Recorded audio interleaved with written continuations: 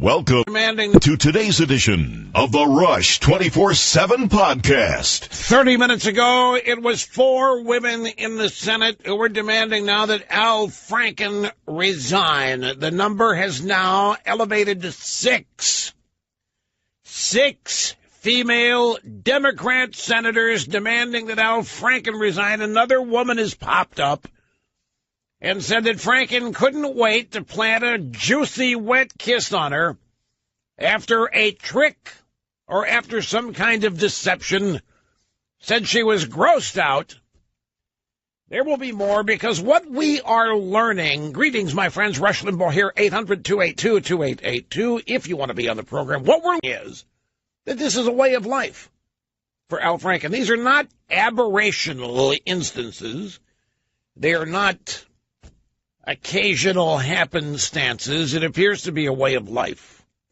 And it's not just Al Franken. The more we are learning about leftist Democrat men, especially those men in the media, many of them, and in entertainment, Hollywood, whatever, man, oh man, are they the exact opposite of the way they present themselves. There was and I've often wondered about that. You know, it's one of these things that I've wondered. The left, it's been an interesting dichotomy. The conservative movement, the Republican Party is the home of family values, right? And they're mocked and made fun of and laughed at and teased, impugned and all that. And every now and again, you have some right-winger, some Republican who falls off the great moral pedestal, and the left pounces. And they talk about what a bunch of hypocrites the conservatives are, and what a bunch of prudes, and so they run that pedestal faller right out of life, right out of whatever world he's living in, be it politics or business. And they try it with even the slightest deviation from norm, because when you have a platform that's family values and you waver from it, and we all fail now and then, all of us have moral failings, but they are given no latitude, no leeway whatsoever. But the point about it to me is, look at the people making the allegations. They come at it as though they are perfect, that they are paragons of moral virtue, and they're right on all the leftist issues. They're pro-choice, which means they're pro-abortion. They are supposedly great feminists. They have all of this respect for women, and look at what the truth is. The truth is that they are the true reprobates. They are not those who occasionally fall off of a moral pedestal. They deny and don't even exist on a moral pedestal while claiming to lead it, while claiming to define it. They sit in judgment of everybody else, while they are perhaps the greatest examples of moral failure you could ever hope to come across. And that is what we have been learning in the last few months, starting with the Harvey Weinstein revelations. Now we learn that there was a secret roast of Matt Lauer at the Friars Club back in 2008. Snerdley, did you see this story? I can't quote the jokes to you. I mean, I could if I didn't care about values and decency. But all of these guys, like Jeff Zucker is one of the roasters, and he's making jokes about all the women Lauer's screwing around with. They're all making jokes about how Lauer never goes home. He may as well not even be married. They make jokes about his wife. They make jokes about the size of Lauer's manhood, and everybody's laughing. I mean, it is so bad that even Joe Scarborough walked out of it. Now, normally these Friars Club roasts end up being televised on Comedy Central. This one wasn't, apparently, and it's like 9 years old now. But it contains, folks, every joke about Matt Lauer, every joke that was told indicates that these people all knew what Matt Lauer was and who he was and what he was doing. They're laughing about it. And they're having the grandest old time. And so is Matt Lauer. To him, it's a moment of great achievement to be roasted at the Friars Club. Every secret that Matt Lauer thinks he has, all of these people, men and women on the dais roasting him, knew it, including Jeff Zucker, who now runs CNN, who, when it was lately learned that Matt Lauer had that button unlocking the door in his desk at the Today Show and was doing all this extramarital activity, it was Jeff Zucker's. I just don't know that, Matt. I've never seen that, Matt. I've never known. BS. He knew it. They all knew it. And these protestations of ignorance, and shock and surprise. Folks, these people, it's worse than hypocrisy. These people are undermining the very moral fiber and character of our country while sitting in judgment of people with whom they disagree politically and ideologically. And they're phonies. They are liars. They don't dare live their lives in public the way they really live them. And they don't say in public what they actually say and joke about and do in private. It's worse. While they are behaving in their ribald, reprobate ways, they attempt to occupy these positions of moral supremacy and superiority so that they can sit in judgment of their political enemies. And as we keep learning what's happening here, we learn here, just as is the case with Al Franken, these are not isolated incidents. This is a way of life. It's almost as though these people think because of their power, their wealth, and their status as stars, that they are entitled. You know who else was at this roast? Are you smiling in there? You got a sly look. You're wondering if I was going to skate by this one? Do you know who else was at this roast? You don't? Or you? The Trumpster was there. The Trumpster was at the roast and he didn't leave. And I'm sure the Trumpster laughed. What does this mean? Well, pardon me, I'm a little hoarse today, so I might be clearing my throat a little bit more than usual. But you can analyze Trump's presence at this thing one of two ways. I choose to analyze it in multiple ways. Here's the way I look at Trump being there. Trump was there, yeah. So on one hand, my gosh, Trump was with the reprobates. He must be a reprobate. He's sitting there laughing at them. It means Trump was in the club once, folks. He was in the New York Entertainers Star Celebrity Personality Club. He got invited to this thing, and he went.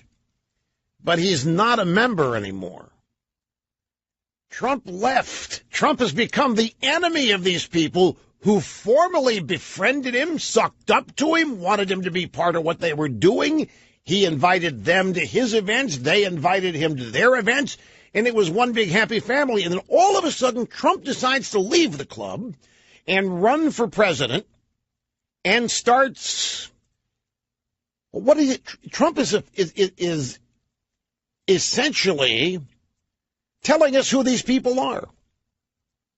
With the attacks on the media, fake news, they know that he knows. And it just adds another reason to the long list of reasons of why they want to destroy the guy. Because Trump was an insider with these people. He knows who they are.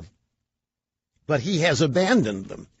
He left them, and now he's attempted and succeeded in rising above them. And that is a big no-no. You're not supposed to rise above people in the club because then you become a danger and a threat. And it isolates even more, or I should say elucidates even more, why the Washington, D.C. swamp and the media culture is so hell-bent on getting rid of Trump. It's not simply because he's an outsider and not simply because they don't like him. It's because of the threat that he poses, the knowledge that he has. The Access Hollywood video. I'm thinking about this in a whole new light now. As these people, the Access Hollywood video, folks, it's nothing compared to what these people were saying. It's nothing. What Trump said, one line in that Access Hollywood video, is nothing to the absolute filth that passed for comedy in this roast of Matt Lauer. It's not even close. And so when the Access Hollywood video is made public by the Washington Post, all of these people go through the pro forma reaction of outrage and shock and how uncouth. This is such hypocrisy. These people in this roast were saying things worse about women than Trump's ever even thought. And here they are claiming he's unsuited. He's unfit. He is not qualified. Trump is this, he's that. We now know why Trump didn't buckle to this thing. One of the reasons, there are probably many, but one of the reasons he didn't buckle to this thing is because of what he knew about these people. He had, pardon the pun, the ultimate trump card. Now, yesterday, grab audio soundbites 5 and 6. Yesterday, we had a call on the program asking me, Rush, what's the end game here? Regarding the Mueller investigation of Trump and a collusion with Russia. And I know what the caller meant. He wasn't asking me, how is it going to end? What he wanted to know was, how can we make it end? And I've asked a bunch of people this question overnight. You know what's fascinating about it? You talk to people in Washington, even people on our side, even people who are every bit of the same frame of mind we are about this. But they're in Washington. And once this investigation starts, in their world, there's no way it ends until the people running it decide it's over. There's no way to stop it. This is Washington, so when there's a special counsel investigation or a congressional investigation, nothing anybody can do to stop it. It's just going to run its course. And so the strategizing takes that into account, dealing with what the potential outcomes are going to be, when it ends, how long it's going to be. But last night on the Fox News Channel, there was a guest by the name of Fred Flitz. And it might be Flights. I'm not sure. I've got a pronunciator here, F-L-Y-T-Z. I guess that's Flights. And Fred Flights is what is he? Fred Flights is a former CIA analyst. And he was brought on Fox to talk about the Mueller investigation. Question. You believe you've come up with a theory that there was a very intentional trap that was set here. Explain that. The Democrats paid for this dossier, the purpose of which was to set off an FBI investigation. The Trump campaign is made up of outsiders. They're likely to get caught up in this investigation. After all, when Michael Flynn talked to the FBI, he didn't have an attorney with him. These last-minute policy decisions by the Obama administration to sanction the Russians, I think it was bait. It was bait to get Trump officials to do something. I think they were being monitored by intelligence agencies. They were looking for evidence to get the Trump transition team with. Because I think this was all a trap by the Democrats. If this can be established, I think President Trump should pardon everyone. And I think that's what Republicans on the Hill should be calling for. There is your endgame. A former CIA analyst, Fred Flights. Now, he's not saying anything you haven't heard here. But the fact that he is a former CIA analyst gives him, in my estimation, credibility. He knows exactly it is exactly right. This whole thing has been a trap based on that phony dossier, which was based on a phony collusion charge. All of this. You know, I've blown a gasket 2 days in a row over this, folks. You know. You know how livid I'm about ready to explode over this whole thing. Nothing in this is real. And all of these alleged crimes and all these potential charges and plea deals are based on something that did not happen. There's no reality here. It is a setup. It's a totally manufactured trap. There was no Trump-Russia collusion. There was Hillary-Russia collusion. The Mueller team is littered with pro-Obama and pro-Hillary biased so-called investigators. There's nothing about this that is legitimate. And yet you talk to people in Washington, well, there's nothing we can do. I mean, the investigation has to run its course. Well, not according to Fred Flights, who says Trump should just pardon everybody because this thing is illegitimate. It's bogus. It's a trap. Just pardon everybody, and that ends it. When you pardon Flynn, pardon everybody, there's no more the investigation can do. Now, the danger, the people who think, no, wrong thing to do, they'll tell you, this is just going to ramp up impeachment. This is going to be Democrats. The evidence here that Trump is obstructing justice by pardoning everybody. You know, I think if an investigation was legitimate, and if there were a legitimate crime being pursued, then that course of action would carry great risk. But this is not, folks, this is totally bogus. Trump can go on TV, he can do rallies, he can spend as much time as he wants explaining how the very beginning of this thing is phony baloney. There's no reality to it. There was never any collusion. The dossier was created by Hillary, paid for by her team. It was written by people that hate Trump and love Obama. It's one of the greatest opposition research tricks ever. In fact, this may be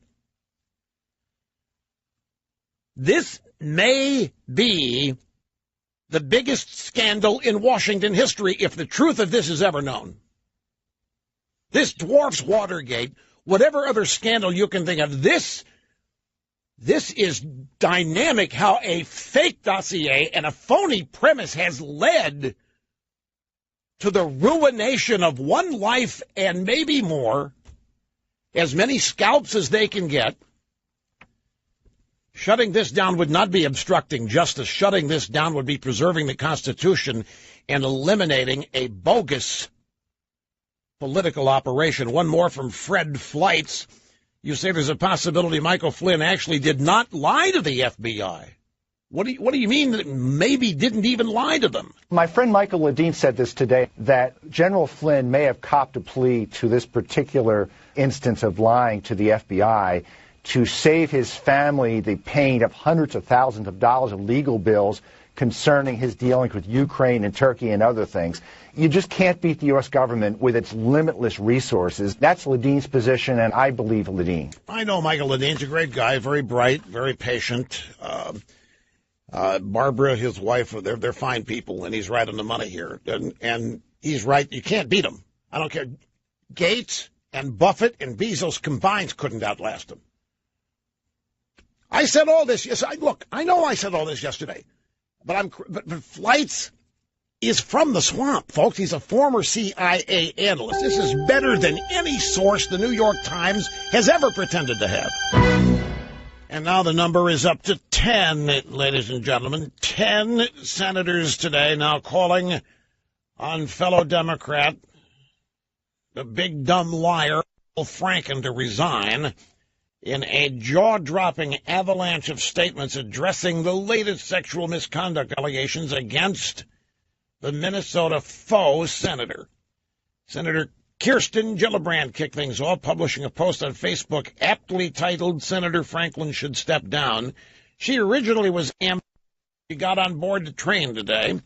We have Gillibrand, Mazie Hirono of Hawaii, Claire McCaskill, Missouri, Maggie Hassan of New Hampshire, Patty Murray of Washington, Kamala Harris of California, Bob Casey of Pennsylvania, Tammy Baldwin of Wisconsin, Sherrod Brown of Ohio, or Sherrod, and Joe Donnelly of Indiana. Don't know what Mitt Romney thinks about this. We know that Mitt Romney thinks that what's-his-face, Moore ought to not run, but we don't know what Romney thinks about Franken yet. We're waiting on that, and we'll keep waiting. We'll wait patiently. Mitch McConnell, the others, will wait on what they think about what ought to happen to Al Franken, but it's a way of life now. It's become clear that it is a way, with them forcing that great stud, John Conyers, out. I mean, women dug this guy. They didn't even care if he hit them up in church. But they forced him out. The congressional black Caucasians are not happy about the racial disparity here, so something's got to give. Al Franken says he's going to make an announcement tomorrow, not even specifying that it's about this, but obviously Franken is going to be scraping the bottom, whatever barrel he's in, trying to save things. 10 Democrat senators, including 6 women, are now demanding that Franken step down. So he's going to be scraping the barrels, trying to find anybody that can speak up for him. He does not want to resign. I guarantee you the guy's delusional and thinks he's got a chance of being elected president. And he does not want to have to quit this job. So he's going to go kicking and screaming if he eventually goes. But he's going to have to go because they've got to clear the decks to go after Trump. You know, they're trying to bring forth women on Trump. But I'll tell you, there's another mitigating factor out there now. And it is this roast of Matt Lauer back in 2008. This roast puts something else in perspective. Let's go back to this Access Hollywood video. Everybody remembers one thing about that video, and that is what Trump said celebrity allows you to do and so forth. But he said some other things about the entitlement that celebrity permits. Now, it's after this roast. I think you could make the case that Trump's words in the Access Hollywood video to Billy Bush, I think he was actually not talking just about himself. I think he was telling us who these people are. He was telling us about all celebrities and entertainers. He had been to this roast. And, folks, I'm telling you, it is abject. It's filth. Now, I know that I'm not a prude either. But this stuff, it would not make. They could never televise this anywhere. And it was not even supposed to be videoed, and somebody did, and it exists, and there's now a transcript of it out there. That's how we now know. This thing was never supposed to have been known to have happened. Friars Club roast, it was the Hilton Hotel, which most of them are. Most of them are televised. This one was not. And once you see a story about it and see some of the jokes that were told and some of the things that were said about Matt Lauer and his life, everybody in that room knew who Matt Lauer was and is. There's not a single one of them who's told the truth if they've been expressing their shock and had no idea that Matt Lauer was. That's just total BS. And they're telling jokes on each other. And they're making jokes about all of them, how they play around outside their marriages and some of the things it's despicable stuff. But what makes it really worthy is that these are the people that claim to be the social arbiters of American culture. They're the ones who get to say that conservative family value, people like Mike Pence, are weird, kook prudes. We don't want these people leading us. They claim they're enlightened, they respect women, they're big feminists, they're pro-choice, they're going to protect women. We find out they're rapists, they're abusers, they are predators, and they are engaging in extramarital affairs, and they are filth. And they don't deserve any moral pedestal from which to judge anybody else. They also claim to resent being judged, period. When you see this, you'll understand why. So if they're going to go make a move on Trump with whatever, they clear out Conyers, they clear out Franken, and they've done what they've done to Roy Moore as a prelude to try to get rid of Trump or just include this stuff in their litany of criticisms of Trump, this thing, the transcript and the video of this roast, exists as one of the greatest shut-down pieces of video and news stories there would be. Because there's not a one of these people who spoke at this roast, who were seen laughing at these jokes. There's not a one of them who could say, oh, that's irrelevant. Oh, that doesn't matter. Everybody knows that's what happens during roasts. That's not. No, you've been lying about what you knew about Matt Lauer and yourselves. You've been lying about yourselves and how you live. You've been lying about other people, and this thing exposes it. And Trump knows it because he was there. But Trump has abandoned that club, as I pointed out. So, knowing this, you have to put it into the hopper of knowledge that helps you explain why certain people do and don't say or do certain things, including Trump.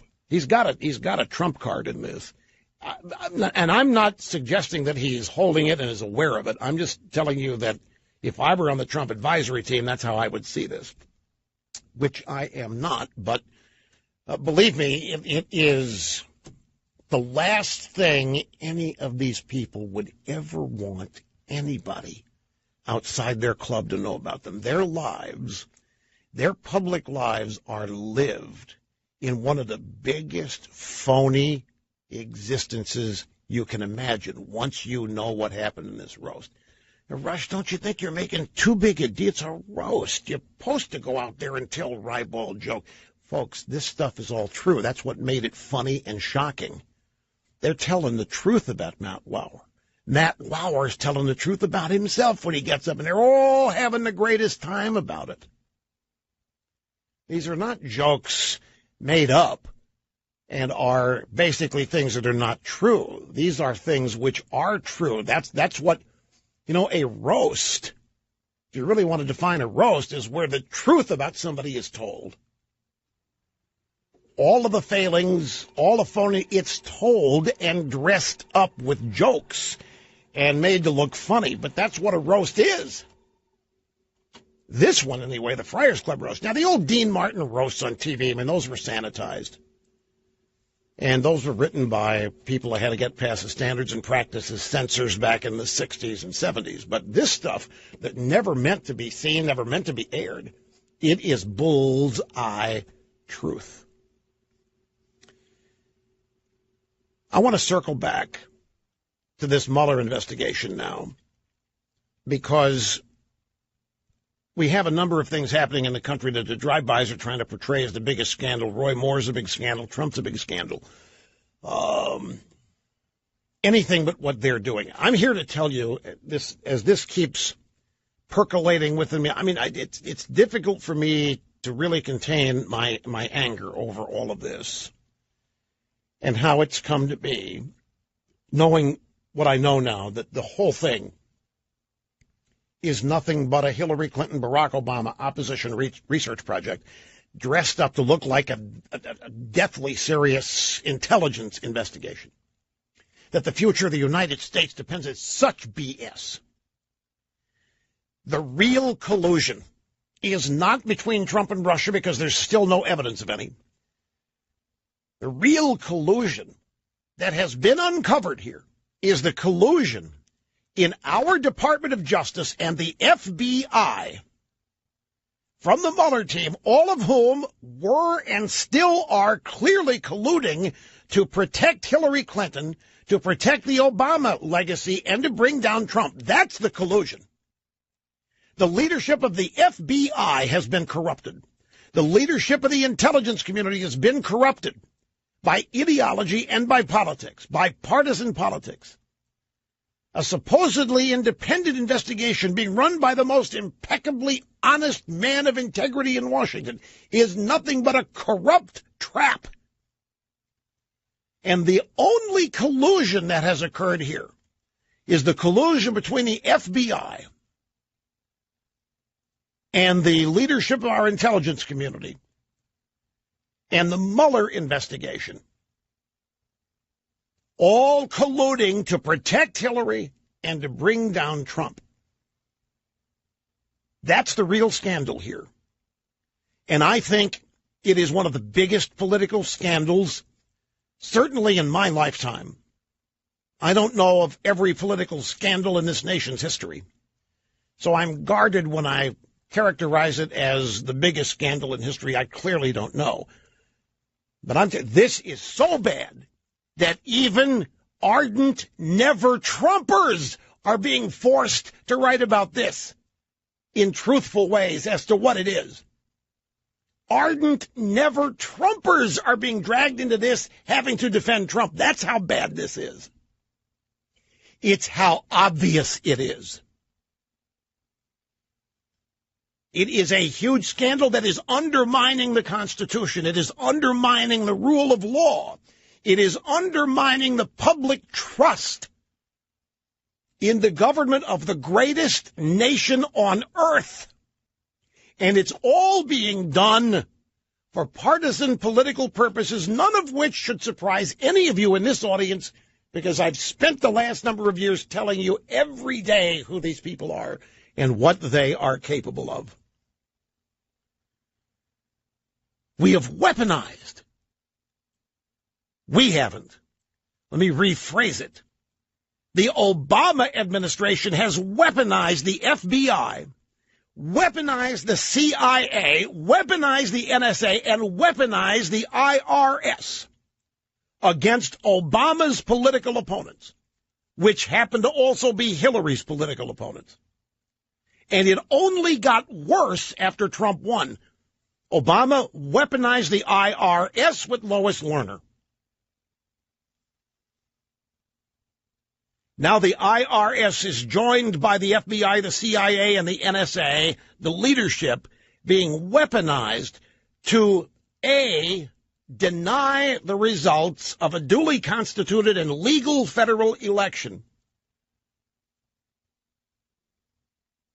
Number one. And number two, to thwart the duly elected president and his agenda, all for the purposes of preserving the absolute mess and disaster that was the Obama administration for 8 years. We have been witnessing the FBI and its top leadership and Mueller and some people from the DOJ Obama holdovers trying to pull off a real-life coup here. Now, yesterday, we learned of yet another tainted member of the Mueller team, Andrew Weissman. Now, we've known he's anti-Trump. We've known he's a never-Trumper. We've known he loves Hillary for months. He is Mueller's right-hand man. This is the guy that devised the pre-dawn SWAT team raid of Paul Manafort's home in Virginia. We learned, and we mentioned yesterday, that Weissman was writing MASH notes to Sally Yates. Sally Yates was the Obama holdover deputy attorney general who refused to implement Trump's travel bans. Proudly and happily. And there she is guesting on Colbert and guesting on The Tonight Show. And she's become her own left-wing celebrity by refusing to implement a duly written and legal executive order from the President of the United States. She's a heroine. The Supreme Court has since said that every Trump travel ban is fully constitutional and has allowed every one of them to be implemented. But when Sally Yates stood up and became a left-wing heroine, this guy, Andrew Weissman, was sending her emails. Way to go, babe. You go, babe. He might not have put the babe in there, but they were MASH notes. So this guy, combined with Peter Strzok and his mistress, makes it unavoidably obvious that the Mueller team is comprised of not faithful and nonpartisan, objective, law-abiding investigators. It is populated by Trump-hating, pro-Hillary, pro-Obama partisans who have been given unlimited money and unlimited purview to use the power of the federal government to implement their political ideas, not enforce the law or even examine the law. And the end game, as we just played the audio sound bites from a former CIA analyst, just pardon everybody, President Trump. Just pardon everybody. Just end this right now. Fire people, pardon them. But Rush, that would just lead them to say, they're trying to bait Trump, Rush, that would lead them to say he's obstructing justice. There is nothing to obstruct here except a trap. There's nothing to obstruct. The only thing worth obstructing and stopping is this bogus investigation, which is not rooted in a single crime. We will be back. Don't go away. The latest Al Franken stories in the Politico. By the way, I got some great calls hanging on here, so that if you're on the hold, I want you to hang on. We're going to get to you quickly. Politico headline, another woman says Franken tried to forcibly kiss her. I told you about this. Tried to plant a wet one right on the old cauliflower there, right on the old lips. And a woman was repulsed by it. The former staffer ducked, it says here, to avoid Franken's lips. As she hastily left the room, she said Franken told her, "Hey, it's my right as an entertainer." Whoa, wait a minute. It's my right as an... Franken says, hey, I have a right. I have a right to jam my tongue down your throat. I'm an entertainer. Oh, wait, doesn't it strangely like, being a celebrity, women don't let you do anything. I like to grab them, the Access Hollywood video. They've been protecting Franken up till now. Speaking of the Matt Lauer roast, there was one other very curious attendee at the Matt Lauer roast, and her name was Nancy O'Dell. Now, Nancy O'Dell used to host Access Hollywood and Entertainment Tonight and Entertainment Weekly and whatever other, they go through these shows in the resume, and then they move on to As the World Turns. then one life to live, then hopefully scandal, then it's over. Nancy O'Dell was at the Matt Lauer roast, and she was yucking it up, and she was laughing at all of this. Just filthy so-called humor. She is who Trump was supposedly talking about in the Access Hollywood video. So outraged and so offended and so upset, but yet there she was. There's even a photo. Nancy O'Dell attends a Friars Club roast of Matt Lauer at the New York Hilton, October 24, 2008, in New York City. I've met Nancy O'Dell at a, strangely enough, it was what was it? Oh, it was on Jim Nance's Saturday night clam bake dinner at the AT&T Pro-Am. It's out in Monterey, California. She was very nice. She was there with Michael Bolton that night. She was very, very nice. But she was there yucking it up. They all were. They're not bothered by any of this that Trump did. They're not upset by. They do that and much more. That's what makes them such hypocrites. Anyway, got to take a break, folks. Fastest 3 hours in media, already on the move. Minor correction, no video of the Matt Lauer roast. Cameras are banned, telephones are banned, but there was a Village Voice reporter in there who took notes under a table. That's why, that's how we know what happened at the Matt Lauer roast. Trump announcing that we're moving the embassy to Jerusalem. We'll have that and other things coming up. Now, I might break format.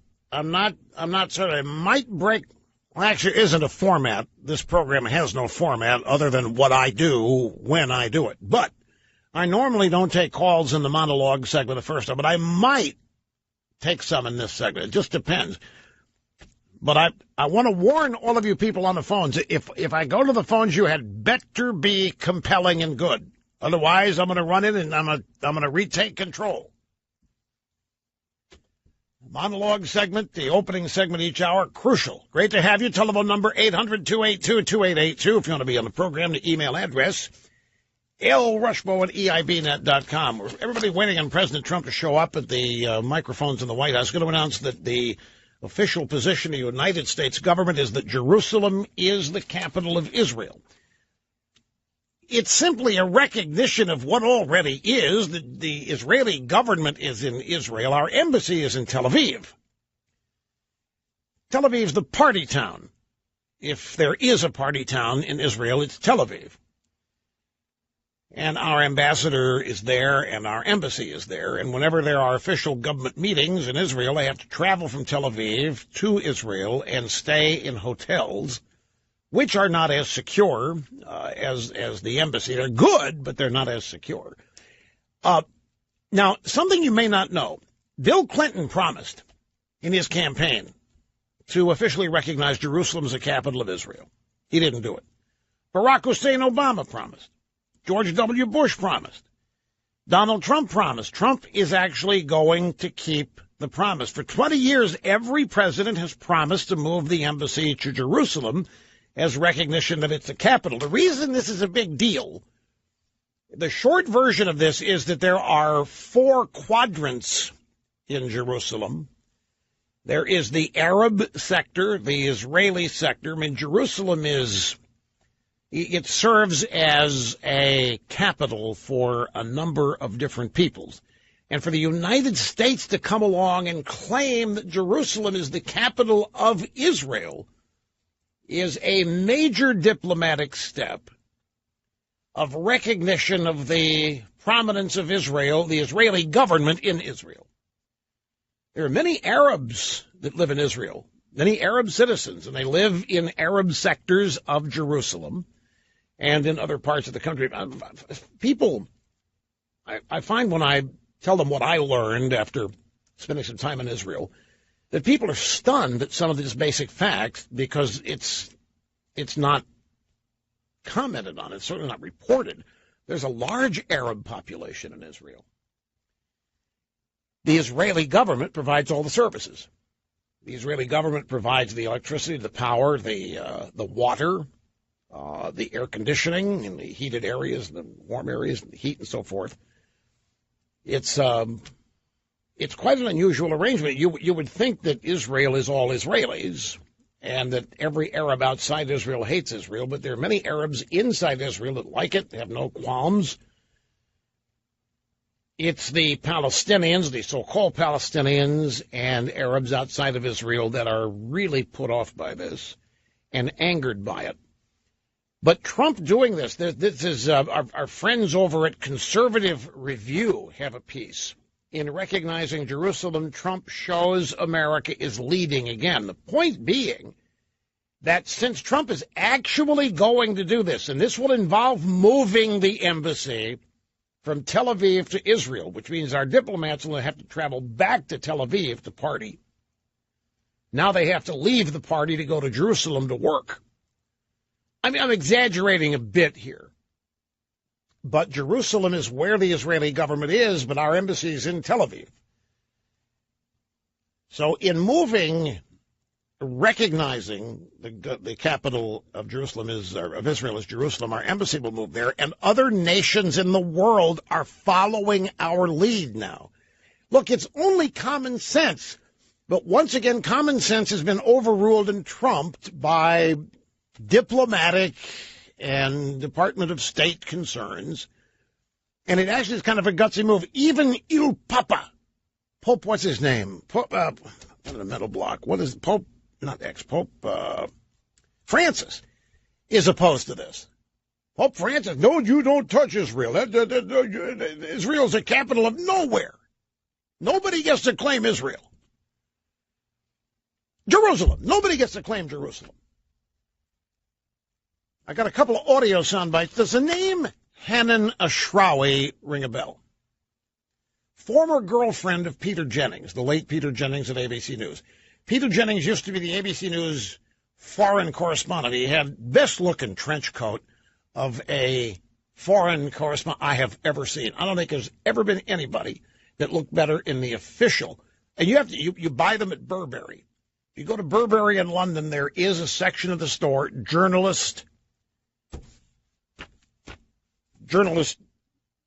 wear. And so Peter Jennings, nobody looked better in one of these journalist trench coats. They named one after the Peter Jennings model. You think I'm making this up? I'm not. Well, anyway, when he was stationed over there, Peter was a ladies' man. He really was. Peter could have been James Bond if he wasn't such a big lib.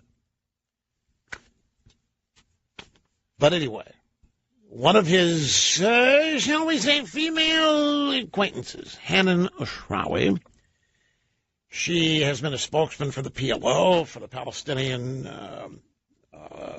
many different organizations. Right now she is committee member of the PLO Executive Committee. Alison Camerata at CNN spoke with her today and said Palestinian leaders are calling for 3 days of rage. What does that look like? This is the popular movement. These are grassroots moves. We as Palestinian leadership are talking about taking more legal measures, more political measures. We are calling on the rest of the international community to recognize Palestine with its capital as Jerusalem. President Trump is not only encouraging violence, he is provoking violence. He is also provoking a religious war. He is provoking sectarianism. We are the voices of reason. We have tried to maintain a negotiated settlement. We have tried to legitimize peaceful resolutions to the conflict. Are you kidding? If they want to go out and protest, it is their right to protest. Come on, they're not talking about violence or attacking anybody. That went to the next page. I'm sorry. I thought the transcript was over and she kept talking. Well, nothing unusual about that.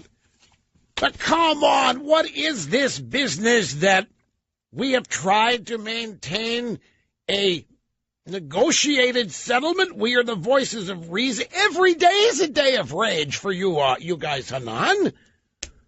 I think Trump's not provoking anything here. What we have been doing for the last 50 years has been working how? Somebody tell me. It's exactly right. Whatever we've been doing the last 50 years, it hasn't been working, including not recognizing Jerusalem as the capital. We have been deferring to the Arafats and the Abbases and all of these people of the world. We've been deferring. In fact, back when Clinton was president, he was so desirous of being the president that finally presided over a legitimate Palestinian peace, which is not possible, folks, if words make it happen. Peace between the Israelis and Palestinians simply not possible if it's negotiated. It's never been the case. It's not going to be the case now. There's never been a war won with words, except maybe a marriage here and there. But I'm talking about between states, nation states, no such thing. The negotiations happen after one side loses, and the winner tells the losers how it's going to be. And the losers are forced to sign on to how it's going to be. But other than that, words do not determine winners. So Clinton, desirous of becoming the president that oversaw legitimate Middle East peace, offered Yasser Arafat everything he had demanded. And Clinton was serious. This was not a negotiating technique. Bill Clinton was prepared to give the PLO everything it was asking for. What did Arafat do? He ran for the nearest falafel. He wanted no part of it because peace is not what these people want. It would be like offering the Reverend Jackson everything he's demanding. He wouldn't take it. It'd put him out of business. So negotiations aren't going to work here. These people have been running around enraged every day. It's been 50 years of rage, and we've been trying it the same way. Here comes the Trumpster, and he's putting a new way on this, trying a new way to see if we can't get closer to what people claim they really want, and that is Middle East peace. They went next at CNN, and they asked Fareed Zakaria GPS, Fareed Zakaria Global Positioning Satellite, last night on CNN. He spoke with Anderson Cooper. He said, hey, Fareed, what do you think Trump moving the capital, acknowledging Jerusalem as the capital, what do you think that's really all about, using your expertise with global positioning satellites? It makes no sense from a strategic point of view. I mean, if Jared Kushner is really trying to do the once-in-3-generation peace deal, why would you do this? I think what you're doing here is you're paying off or giving a favor or, showing your loyalty to a group of people in the United States. What is the actual strategy here? What is the plan? How does this get us to peace? If somebody can explain to me how this move would get a peace deal, I would be willing to consider supporting it, but I don't even hear anyone making that argument. All right, so you know what Fareed Zakaria GPS is really saying here? I think what you're doing here is you're paying off or giving a favor or, showing your loyalty to a group of people in the U.S. He's accusing Trump of paying off Jewish donors, supporters, and what have you. And Jared Kushner, who is Trump's son-in-law, is in that deal. But where Fareed gets it all wrong, this is classic to me. What is the actual strategy? What is the plan? How does it get us to peace? Fareed, nothing in the last 50 years has gotten us any closer to peace. This is, in a real sense, this is one of the biggest wastes of time there's ever been in terms of actually achieving a stated objective. All this has done is provide careers for a bunch of diplomats who are incapable of getting anything done. People at the State Department are no different than Yasser Arafat, the PLO. A solution is the last thing you want. If you solve it, you don't need diplomats anymore. If you solve it, you don't need precious negotiations anymore. If you solve it, you don't need strategies anymore. They don't anymore want to solve this than Arafat wants to solve it. And I really mean this, particularly speaking about diplomats on our side. They exist to prolong instances. They exist to prolong circumstances. Diplomacy by design is trying to say what you mean without saying it and making sure nobody knows what you mean at the same time. It's like telling somebody they have an open mind instead of telling them they have holes in their head. But the last thing a diplomat wants to do is actually solve that. A president would like to be able to have said so because, man, history books, legacy, Nobel Peace Prize, all of that. But the diplomats on the ground, this is another scam, this whole Middle East peace process.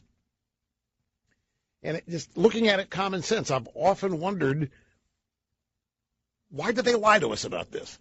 Or are they not? And do they really think this is possible? Because there isn't a single instance in the world where hostilities like this have been solved with words. With doctors, with nurses, with clean water, with health care, with environmental responsibility. Sorry, it's never happened. In the history of the world, it's never happened. The hostilities are not solved and won. Victors are not determined by the best negotiators. They're not determined by who has the best diplomats.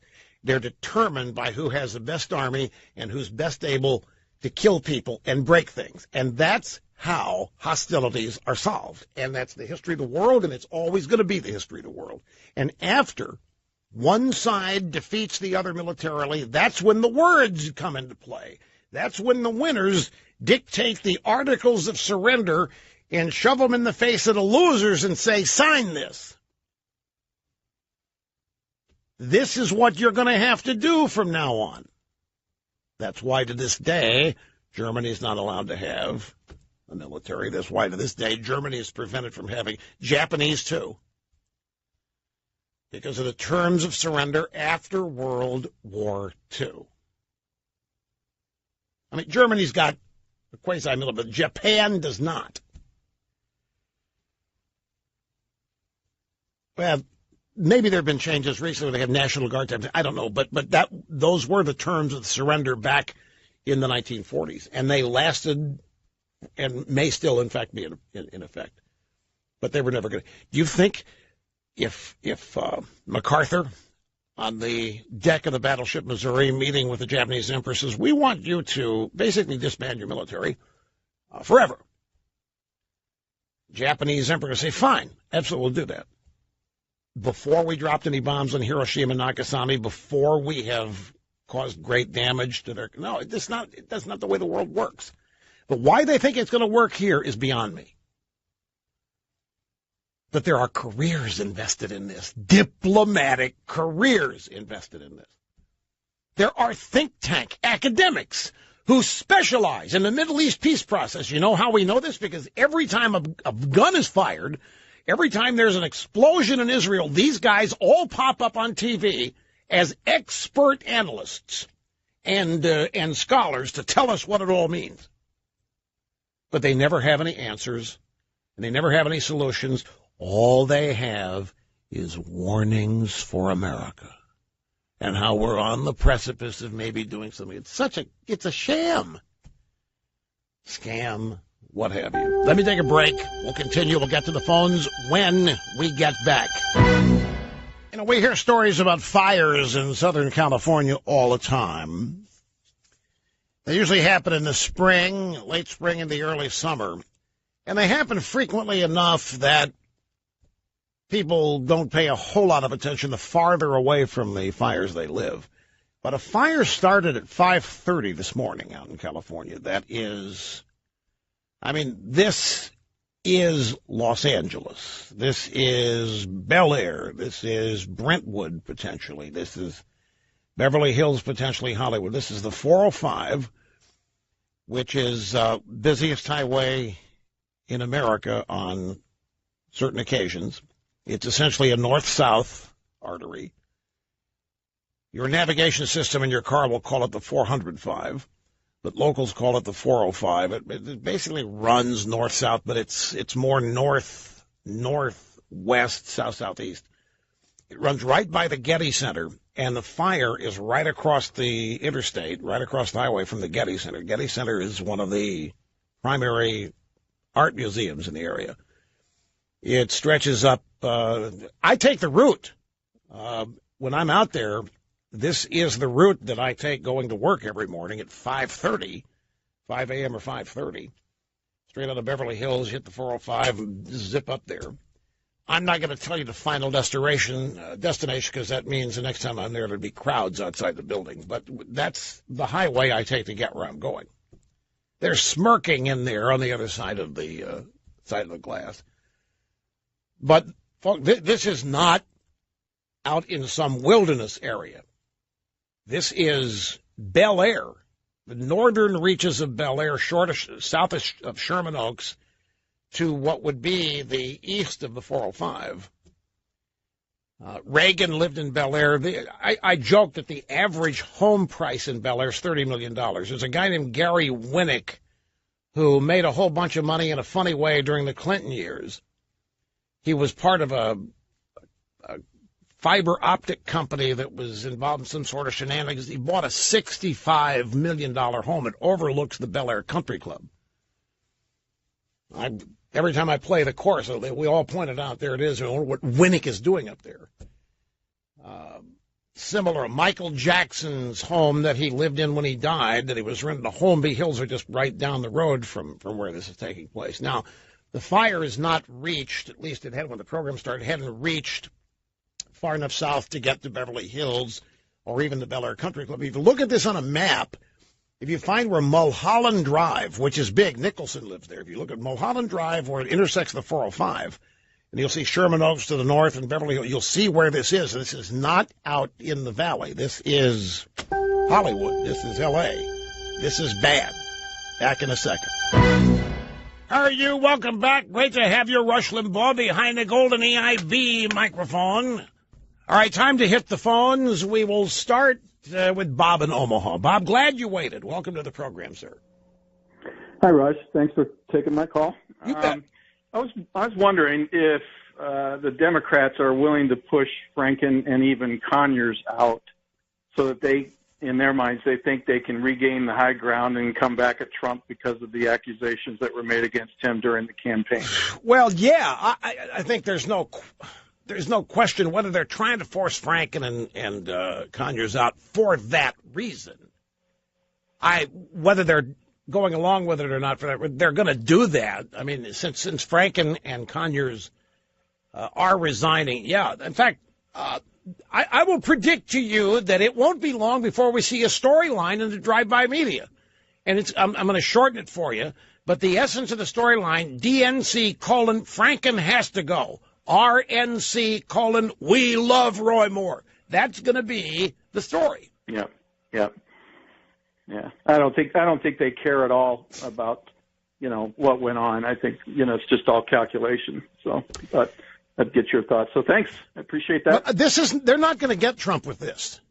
No, I don't think so. If that's what they're thinking. I mean, I don't deny that that's their strategery, but they're not going to succeed with that. If that's why they're throwing these guys overboard, I don't think that's why they're doing it. It may be a factor, but there's no way with the positions they have taken on all of these issues, from abortion to women's rights to feminism, they can't defend these people. It doesn't matter whether they're enabling themselves to get Trump or not. They can't. This would finally expose them to charges of hypocrisy that would stick.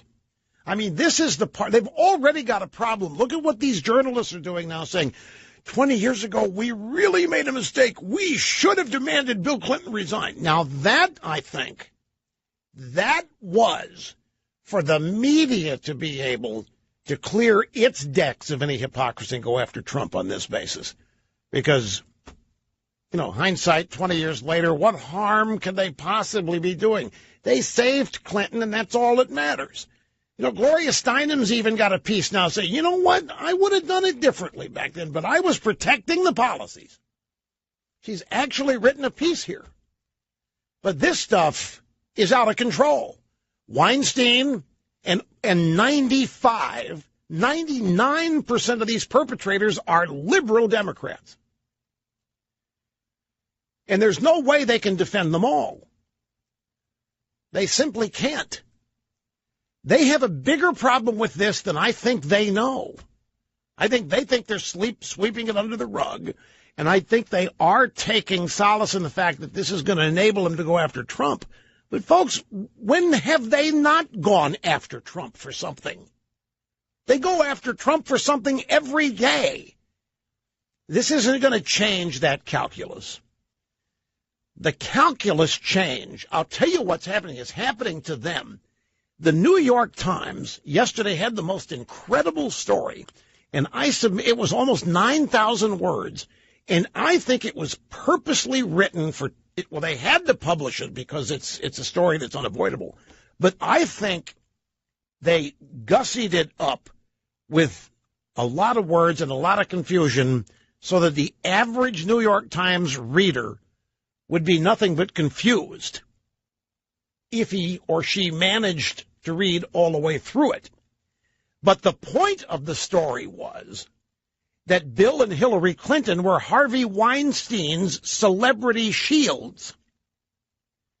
And what the story means, what the story indicates, is that Bill and Hillary Clinton knew what Harvey Weinstein was. They were told by Lena Dunham that he was a racist and that he was a rapist and that he abused women. She warned them, and this was Hillary's campaign. She warned them.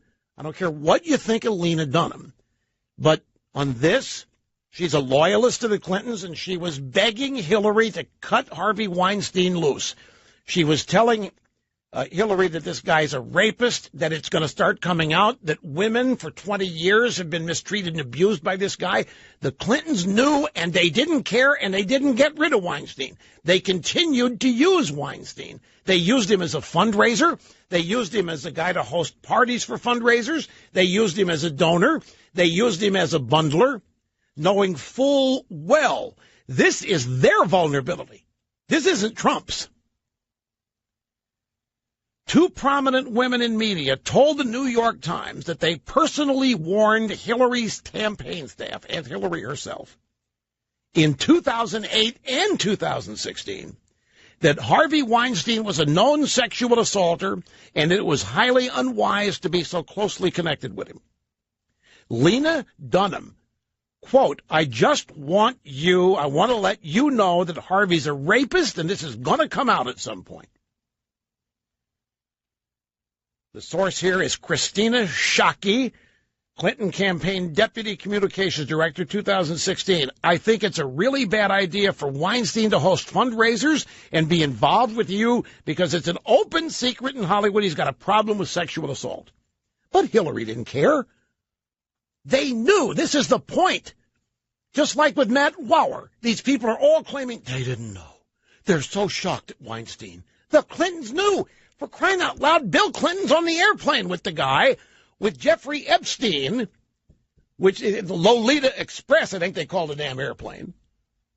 For crying out loud, this is screaming out. They knew everything going on. It didn't matter. Weinstein, people ask, what would be the difference if Hillary and Harvey Weinstein be sleeping in a Lincoln bedroom is what would be happening right now, and nobody would know. Those stories would not have run if Hillary had been elected. Now, Lena Dunham never said anything publicly about any of this. You find that interesting? Instead, what was Lena Dunham doing? She's out there campaigning for Hillary as hard as she could.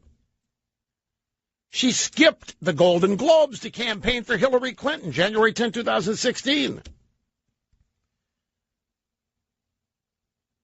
Dunham says the Clinton staffer appeared to be shocked when told of Weinstein's proclivities, said she would immediately report it to the Clinton campaign manager, Robbie Mook. Mook told the New York Times he was never warned about Weinstein, so he's throwing one of his own employees under the bus. So you got a couple liars here, you don't know who to believe. Dunham also says that she told Adrienne Elrod, a spokeswoman for Hillary, about Weinstein. Lena Dunham told the New York Times the Clinton campaign never did anything about her complaints or her warnings, and Weinstein helped organize star-studded fundraisers for Hillary weeks after she warned the campaign about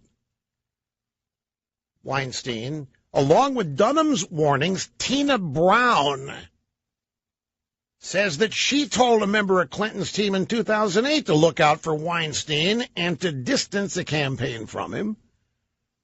I was hearing that Harvey's sleaziness with women had escalated since I left Talk. See, she did a magazine with Weinstein. Well, she did a magazine that he paid for. In 2002, it was called Talk Magazine. It was bombed out. And people have asked Tina Brown, because she's the doyen. She's the Sally Quinn of New York.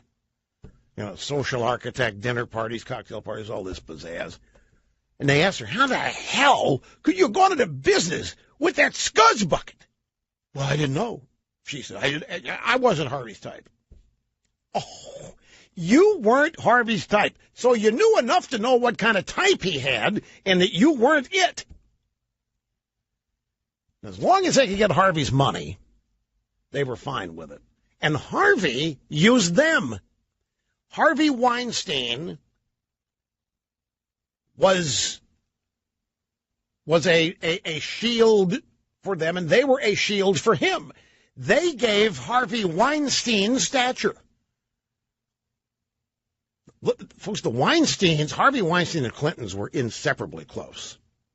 I have told you, I have reminded you at the official unveiling of the Bill and Hillary Clinton portraits in the White House. It was a ceremony presided over by George W. Bush, by the way. That's when the portraits were unveiled, when Bush was president. And Harvey Weinstein's there in the front row. And it's not a big crowd. It's intimate friends and family of the Clintons. There's Harvey Weinstein sitting there like, he's got this look on his face. What am I doing here? But I'm going to act like I belong. They were inseparable. So Weinstein gave them cover in Hollywood and, as far as they're concerned, stature. But the Clintons did the same thing for Harvey. They gave him stature. They shielded him. So, all this talk about, are these Democrats quitting to pave the way for the Democrats to go after Trump? Look, the Democrats are going to do that regardless, whether Franken, Conyers, and these people quit. But I do think that they're going to try to set up in the drive-by media a storyline where the Democrats are now going to try to paint themselves as ethically pure by demanding that members in their own party quit and get out of there, and contrast this with the Republicans who seem to be welcoming Roy Moore to the United States Senate. I know they're going to do that.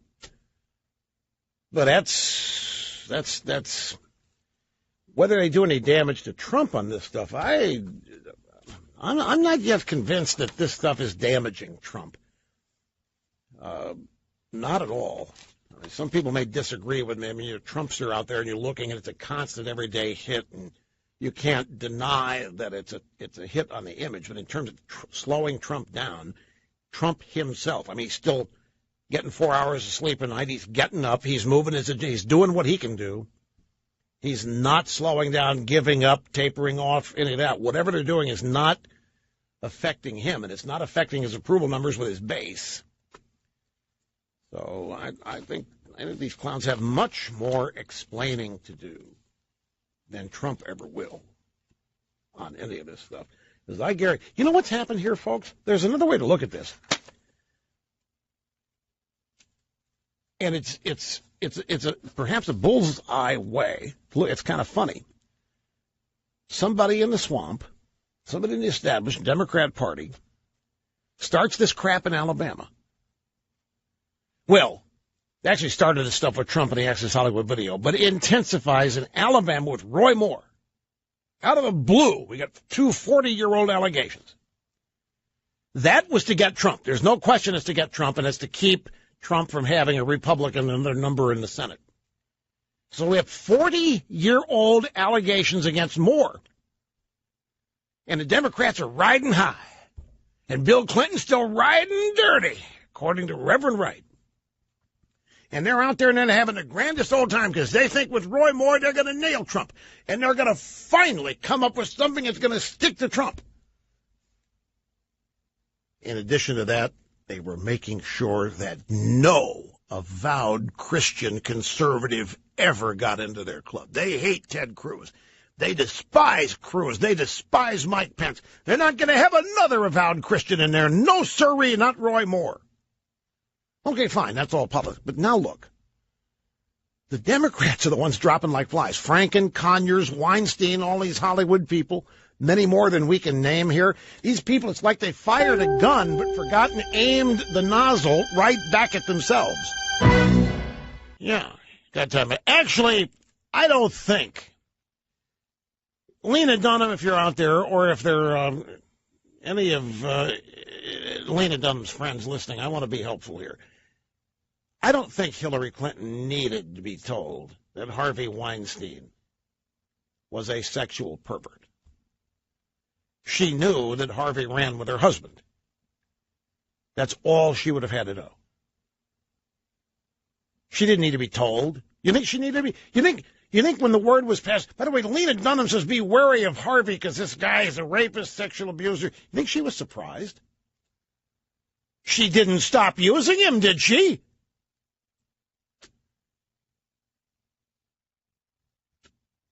Probably said, tell me something I don't know. Probably might even said to the aide, yeah, I know. My husband runs with the guy. Here's Reggie in Cleveland. Reggie, great to have you on the EIB network. How are you doing? Thank you. I've been a listener since '89, and I'm a first-time caller, and I've been for Trump from the beginning, and I understand almost everything and agree with almost everything he does. What bothers me is I don't understand two things that he hasn't done. Number one, he has the power to fire Mueller, and he also has the power to prosecute Clinton. I don't know why he hasn't done it. Toward the end of the program yesterday, I don't know if you said somebody else's opinion or yours was that he got a lot of flack for it. Well, they're not going to hate him any more than they already do, and we who love him will love him even more. So I wonder if you could please explain to me why he hasn't done that. Well, okay, I've got about a minute here, but I'm going to take a stab at it. The answer is all politics, and it's related to the 2018 elections. Yes, you're right. Trump could fire any of these people. But impeachment, which is what this is all about, is not a criminal proceeding. It's purely political. And right now, it is a non-event because the Republicans control the House where articles of impeachment originate and are written.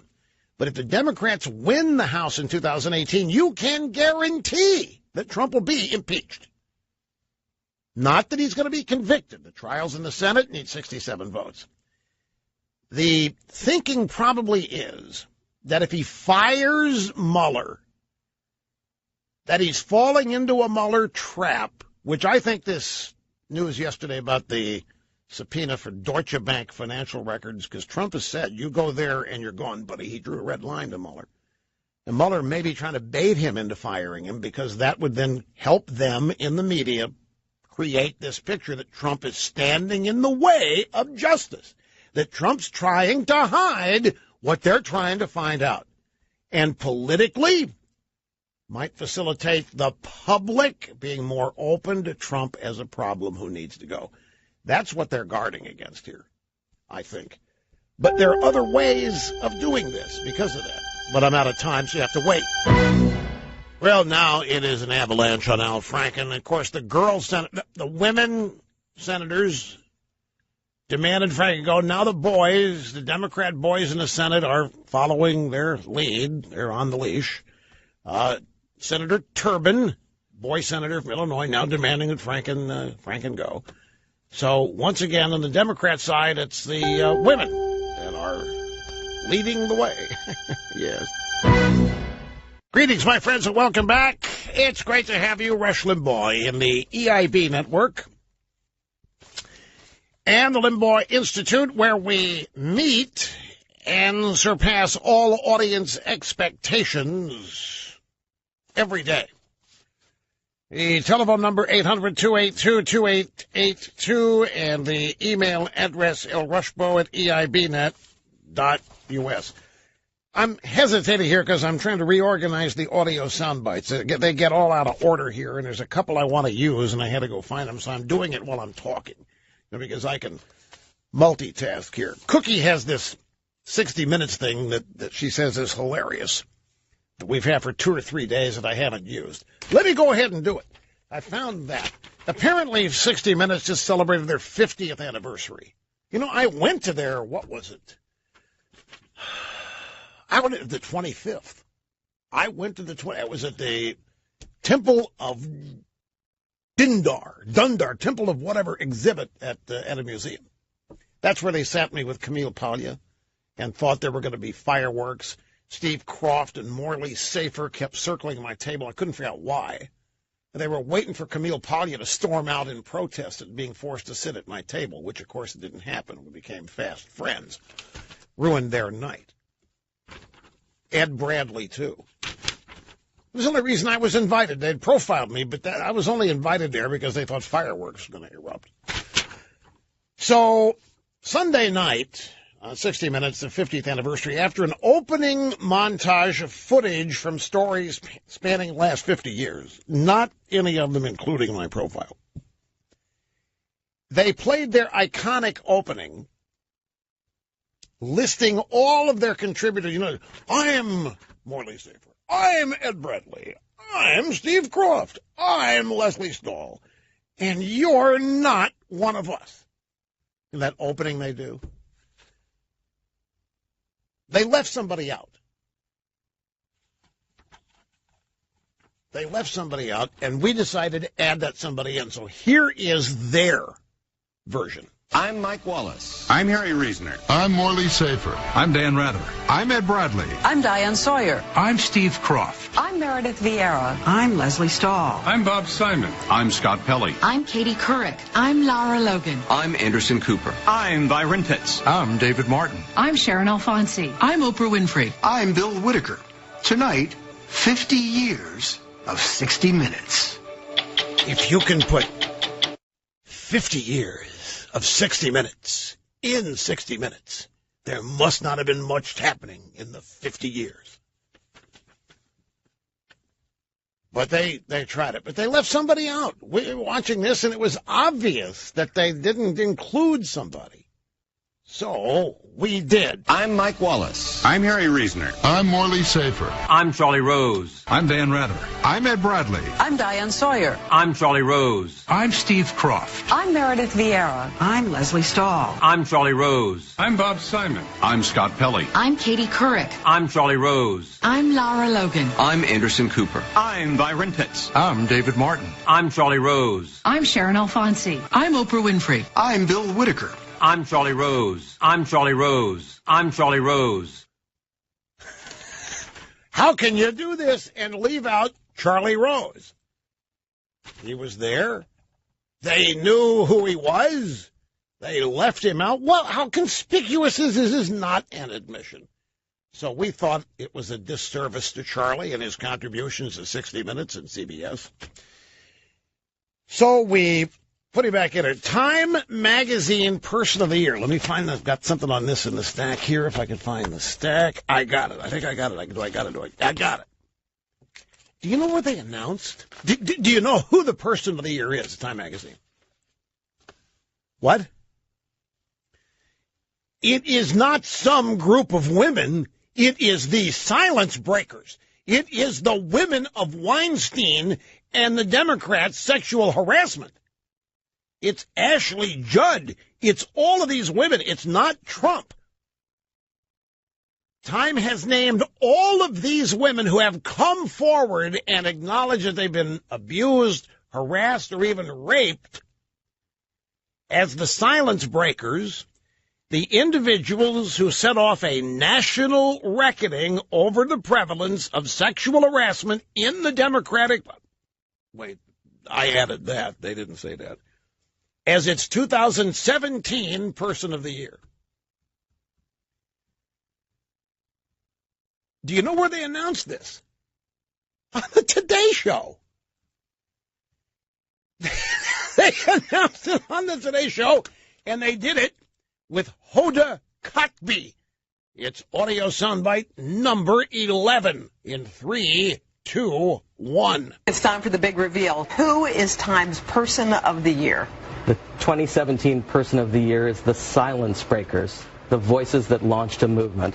This is the fastest moving social change we've seen in decades, and it began with individual acts of courage by hundreds of women, and some men too, who came forward to tell their own stories of sexual harassment and assault. That is, what's his name, Edward Felsenthal. He's the editor-in-chief at Time Magazine. Savannah Guthrie, wanting to get in on the action here, said, look, the runner-up is President Trump. Now, first of all, what's your rationale here? And second of all, he's tweeted that Time wanted him to be Person of the Year and that he rejected you. He said Time wanted him, but you didn't. Time wanted him, but he told you to go pound sand. So is that true? Well, he's number 2 on our list because he has changed the very nature of the presidency and the way the White House functions. He's on the verge of his first major legislative victory. He's reshaping the judiciary and aggressively rolling back regulations. Now, let me look for nothing there about. He didn't answer the question about whether Trump was telling the truth, that they begged him to be Person of the Year and he told him to go pound sand, so Time chose the women. Now, there's one more on this. Little Brian Stelter, the media guru and analyst at Time Magazine, spoke with Poppy Harlow, Infobabe at CNN. She said thousands of women stood up, spoke out, said Me Too, their battle cry against decades of sexual harassment. Landed them, Brian, as Time Magazine's Person of the Year, the magazine's cover memorializing the silence breakers. Trump's the runner-up. This is big, Brian. As our media analyst, tell us what it all means. It's a year that started with a women's march and ends with this cover, with silence breakers. You know, it's been exactly 2 months since the New York Times. Wait a minute. Hold it. The year began with a women's march? What year is he talking about? Is he talking about the vagina hats? Well, that began with Trump being elected. What the hell is this? A year began with a women's march.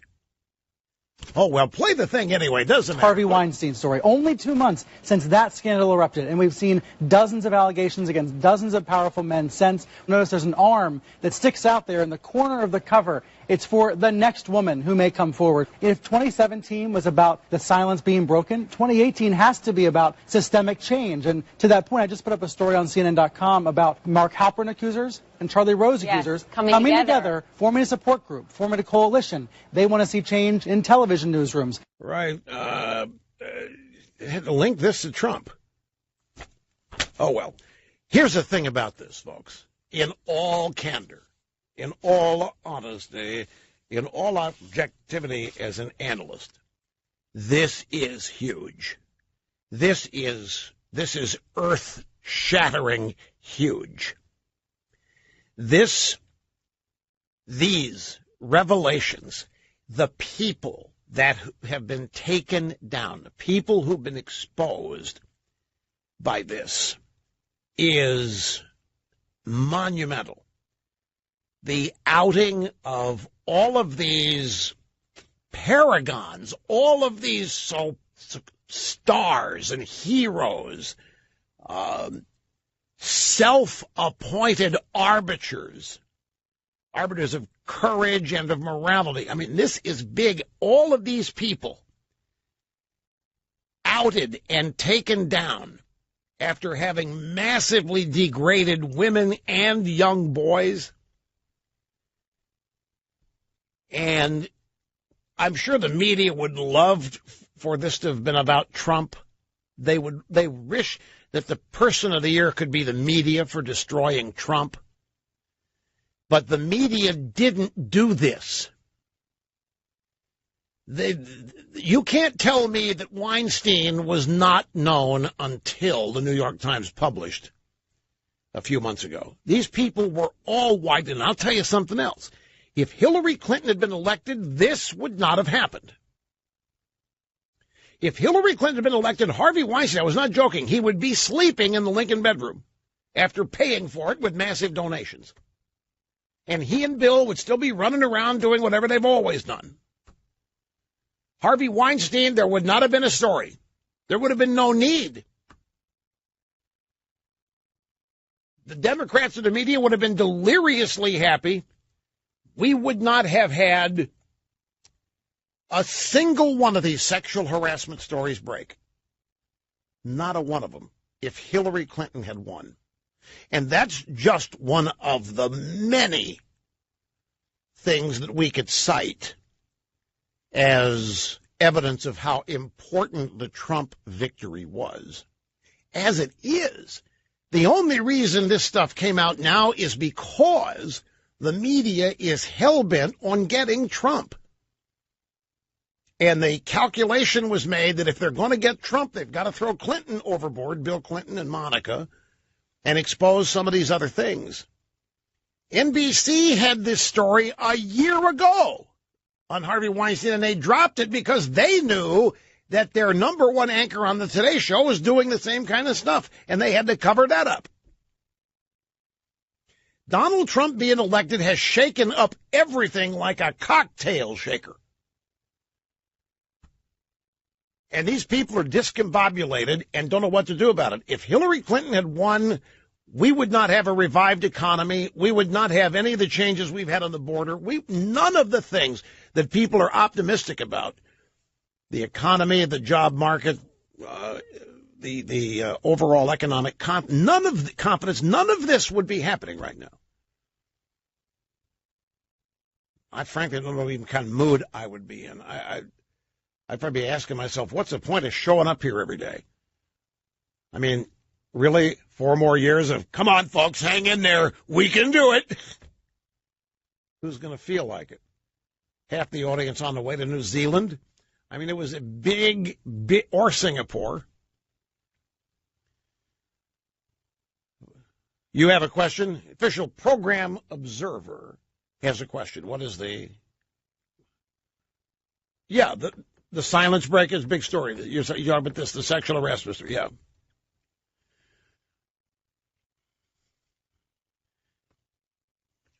No, well, I'm not trying to denigrate Trump, and I think this is big. Trump was Person of the Year last year.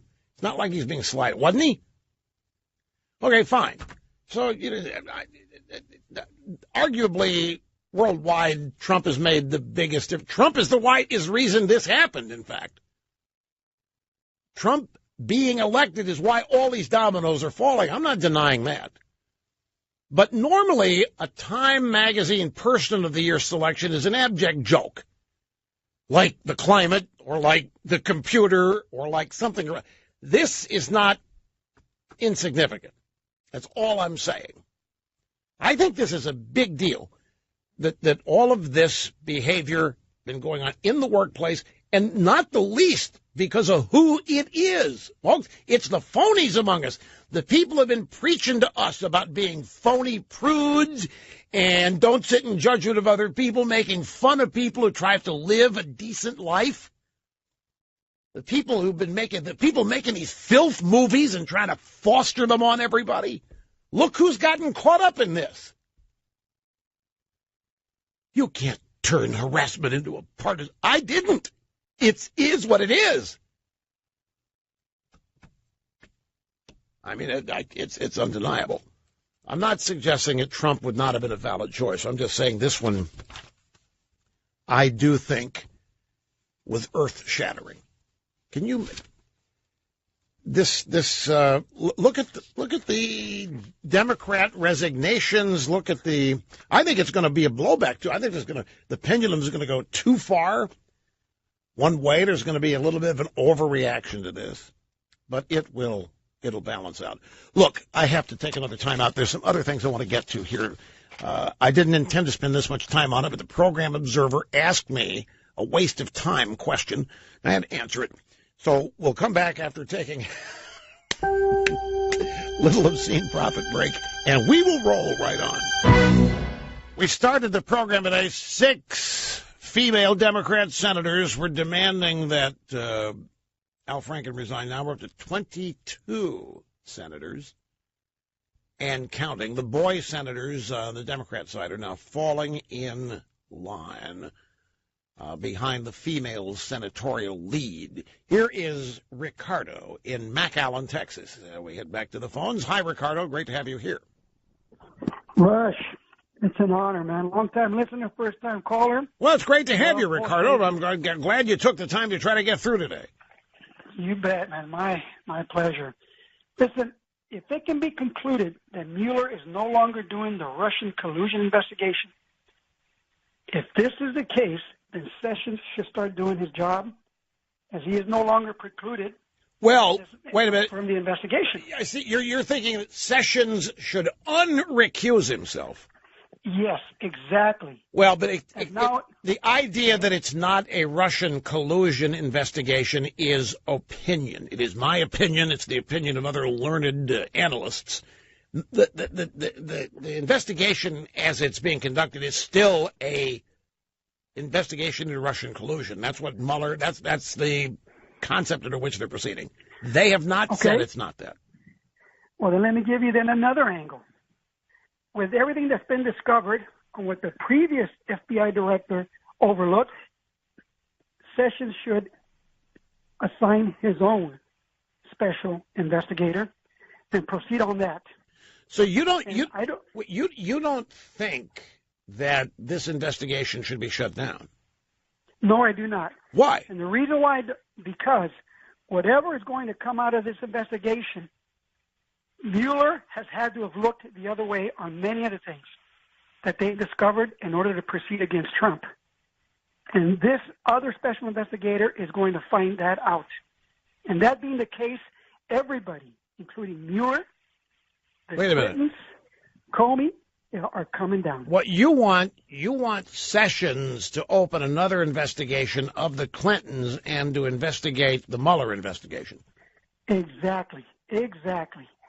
Exactly, because things have come out of this that were overlooked from previous administrations, previous directors, and this needs to be resolved. This is a country of law. Well, now, look, I agree with that. I don't know how you get there. I think these investigations, the longer they go, you wear people out. The thing about an investigation is, Andy McCarthy made this point yesterday in the interview, Ken Starr blew it. Because the people, during the investigation of Clinton-Lewinsky, the Clintons controlled it, because every day James Carville was out there accusing Starr of being a sex pervert and selling cigarettes to teenagers and kids while he was investigating Clinton, and may even have had contact with aliens. And meanwhile, the Starr team's saying nothing. Well, the Mueller team's controlling this one. The Mueller team's doing the leaking. The Mueller team's filing the charge against Flynn. And so if there's something new that is leaked or released every day or every other day, then you can avoid the fatigue of it. Because ideally, an investigation, nobody would know diddly squat till it's over and they announce their actions. But that's not what happened, because this thing is purely political. An investigation of the investigation, I don't know. But I get your point. You think that the elements of this investigation that are fraudulent need to be exposed. The American people need to be told. And I agree with you about that. But I'm going to tell you, Ricardo, you and I on this know 90% more than the American people. What you and I are talking about, the American people who get their news from the drive-by media haven't heard a word of any of this. They don't know. They're not being reported. A man, a legend, a way of life. Jeb Bush has just tweeted his applause and congratulations to Donald Trump for recognizing Jerusalem as the capital of Israel.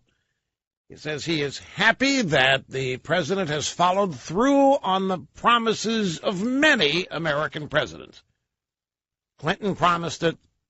George W. Bush promised it. Obama promised it. Trump did so during the campaign, Trump making it happen. Mary, Cedar Rapids, Iowa. Great to have you with us. How are you doing today? Thank you so much for taking my call. Yes, ma'am. Now, the first part of my question was already answered or asked by the prior gentleman about the unrecrusion. And the second part is, can the funding of the investigation be stopped? They have already spent $7 million. And my husband's comment was, He would like Jeff Sessions to reach into his wife's purse, get out his gonads, and reattach himself and get some work done. Such a mild-mannered caller from Cedar Rapids, Iowa, and then blindsided by the idea the Attorney General's balls are in his wife's purse. Well,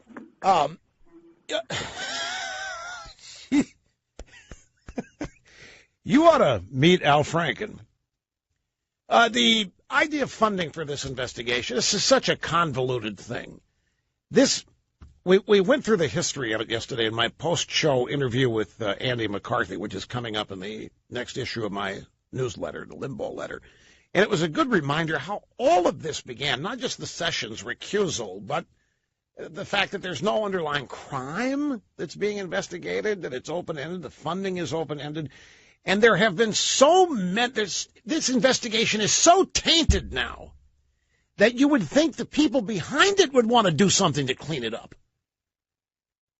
including Rod Rosenstein, who's a deputy attorney general acting for Sessions, whose testicles were in his wife's purse after he'd been recused, or after he had recused. That somebody needs to step in here and try to get this back, because we know of the tainted investigators.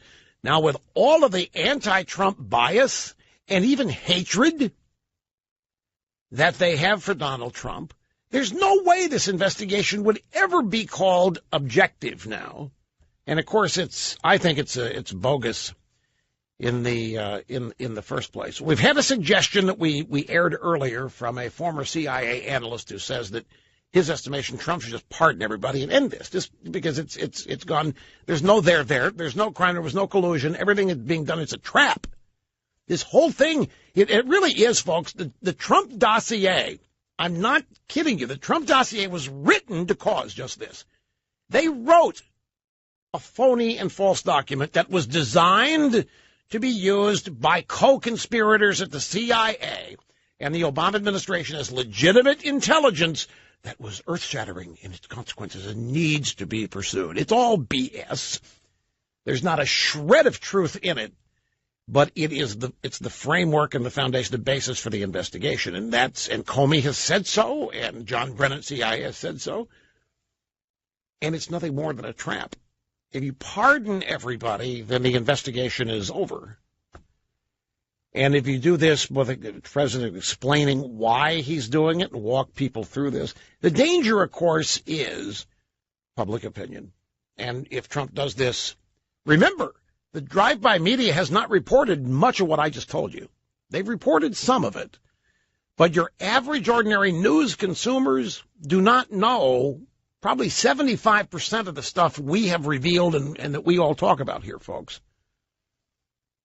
The drive-by media just does not report this stuff, or most of it. As such, if it would be out of the blue to a lot of people that Trump's shutting it down, the first thought they would, the investigation must be getting close, and Trump's doing a Nixon, and shouldn't be. And that's the last thing that Trump wants, is to have anybody think that it's Nixon revisited. But look, something is going to have to give here, because this is bogus, and it has now been discovered. And whether the drive-bys are reporting it or not, they know it. And everybody that's paying attention to this knows it. This is not a legitimate investigation. It's not a legitimate premise. But it still has the power of the Justice Department behind it. This guy can still go to court and get indictments if he wants to impanel a grand jury. He can still lean on people to get plea agreements to avoid them going broke and having their families ruined, even though the whole thing is a bogus trap.